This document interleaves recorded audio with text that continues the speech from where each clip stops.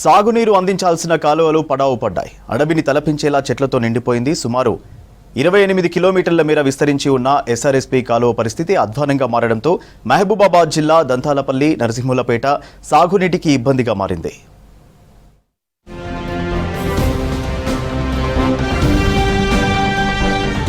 జిల్లాలోని దంతాలపల్లి, నరసింహులపేట మండలంలో SRSP DBM 60 ప్రధాన కెనాల్ ఉంది. ఈ ప్రధాన కాలువ ద్వారా దంతాలపల్లి, నర్సంపేట, మరిపేడ మండలాల్లోని అనేక చెరువుల్లోకి నీటిని విడుదల చేసి నింపుతారు.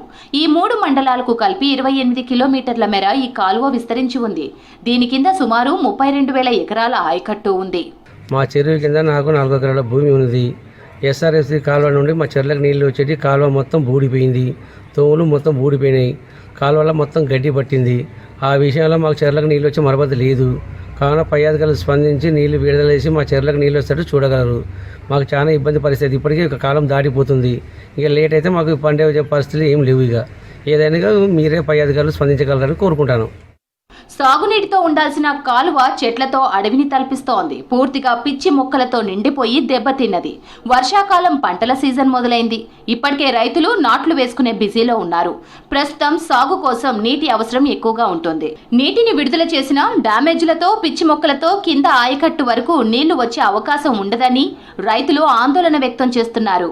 మాకు ఈ ఎస్ఆర్ఎస్ కాలువ నుంచి దాట చెరువుకు నీళ్ళు వచ్చేటి. ఇప్పటి వరకు ఈ కాలువ నీట్గా లేక ఈ అధికారులు స్పందించక అన్ని చెట్లు మొలిచి గడ్డితోటి కూడుకపోయి నీళ్ళు రాకుండా ఆటంకాలు ఏర్పడే పరిస్థితి ఉన్నది.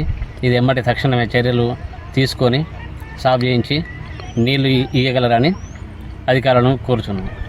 ఈ ఎస్ఆర్ కెనాల్ క్రింద మాకు 4 ఎకరాలు ఉంది. వాటరు లేక ఇంతవరకు నాటేసే పరిస్థితి లేదు. నారు ముదిరిపోతుంది.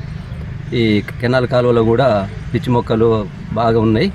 వాటిని క్లీన్ చేసి త్వరలోనే వాటర్ ఇస్తే రైతులను ఆదుకోవాల్సిందిగా అధికారులకు విజ్ఞప్తి చేస్తున్నాం. ఇప్పటికైనా స్పందించి కాలువలలో పిచ్చి మొక్కలను తొలగించాలని, కెనాల్ను రిపేర్ చేయించాలని రైతులు కోరుతున్నారు.